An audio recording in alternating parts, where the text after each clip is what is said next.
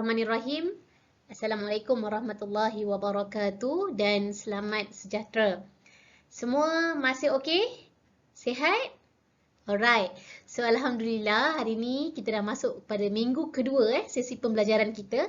InsyaAllah hari ni kita akan dapat sedikitlah penjelasan berkaitan dengan bagaimana pelaksanaan pembelajaran berasaskan projek, yakni tugasan projek yang berkaitan dengan penyata kewangan dilaksanakan. Okey, kita pergi kepada dokumen untuk group assignment ni berdasarkan projek ni. Pertama sekali, anda semua perlu fokus kepada apakah objektif untuk tugasan ini. Okey, objektif untuk tugasan ini ada beberapa objektif lah yang perlu anda fokuskan.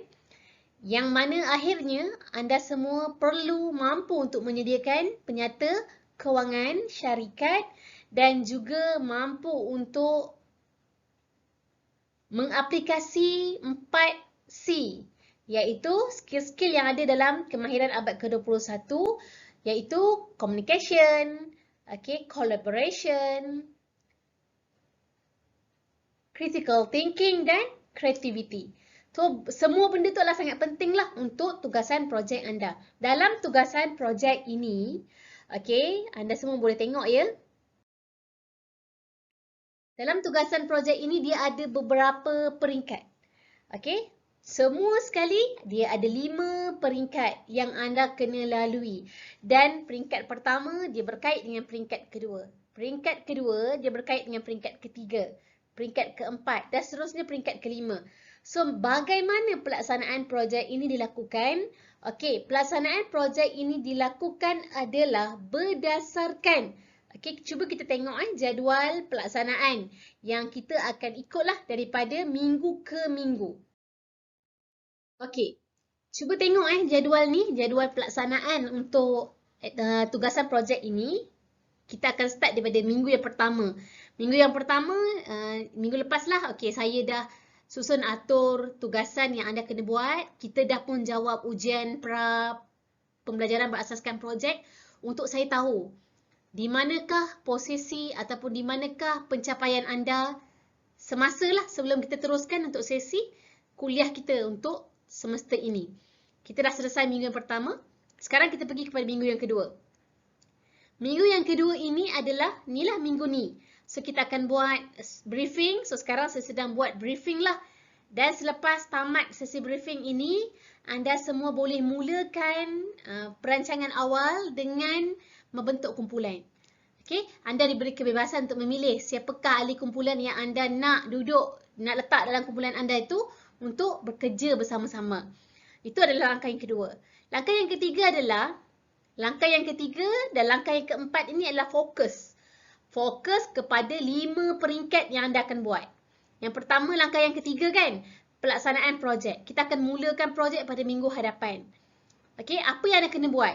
Minggu ketiga, kita akan startkan pelaksanaan projek. And then, anda kena siapkan stage yang pertama, peringkat yang pertama. Kena buat apa? Ikut pada schedule yang diberikan. Minggu ketiga, awak prepare benda tu. And then, minggu keempat, dia 3 minggu ketiga dan minggu keempat kan. So, minggu keempat tu, awak kena present hasil dapatan awak. Itu adalah langkah ketiga. So, habis langkah ketiga, present tu masuk langkah keempat. Masa anda buat presentation, so saya akan tegur. Saya akan komen. Saya akan bagi cadangan untuk anda baiki supaya anda akan dapat menghasilkan output yang tepat dan sempurna. Itu stage yang ketiga dan keempat ni dia serentak lah. Lepas tu pergi pada peringkat yang kedua juga. Peringkat yang kedua, dia 2 minggu. Minggu kelima, anda kena buat langkah 3. Minggu ke-6, buat langkah 4. Sama juga dengan peringkat seterusnya. Minggu ke-7, buat langkah 3 dan 4. Kenapa peringkat ketiga ni dia seminggu je? Sebab dia cuma buat try balance saja. Benda tu adalah kesinambungan daripada peringkat yang kedua. Sambung peringkat yang keempat dan sambung peringkat yang kelima. So, peringkat pertama sampai peringkat kelima ni, dia bergilir-gilir. Langkah 3, siap langkah 3 tu, dah prepare dokumen semua kan, datang, present. Saya betulkan, saya bimbing. Lepas tu awak balik-balik kepada langkah yang ketiga untuk stage yang seterusnya. Itu berkisar kat situlah. Dan setiap kali nak sampai kepada stage-stage tu, peringkat-peringkat tu, so akan adalah input-input. Contohnya anda nak start buat projek kan. So nak collect data. Data nak dapat daripada mana? Mungkin daripada video rakaman yang saya ajar, video pengajaran. Daripada video pengajaran tu, awak boleh start buat peringkat yang awak sedang fokuskan. Okey, itu sampai minggu yang ke-11 lah. Dan kita sambung kepada minggu ke-12 hingga minggu ke-13. Okey, minggu ke-12 hingga minggu ke-13 adalah minggu penilaian dan refleksi. Okey, saya akan nilai, awak akan hantar semua laporan. Peringkat pertama anda dah bentang, saya dah tegur. Anda kena baiki. Lepas tu sambung. Tak baiki, peringkat kedua tak boleh sambung. Okey, baiki. Lepas tu sambung peringkat kedua. Dah komen, dah betul, proceed peringkat ketiga sampai akhir sekali. Dan minggu ke-12, hujung minggu ke-11, awak kena submit lah. Submit fully report. Apa report yang kena submit adalah penyata kewangan. Okay. So, minggu ke-12 sampai minggu ke-13 saya akan buat penilaian kepada hasil laporan anda. Okay. Dan juga video refleksi berkaitan dengan proses yang anda lalui sepanjang 13 minggu anda melalui tugasan projek ini. Dan juga kita akan test lah sejauh mana kefahaman anda. Meningkat ke, menurun ke dengan ujian post pembelajaran berasaskan projek penyata kewangan.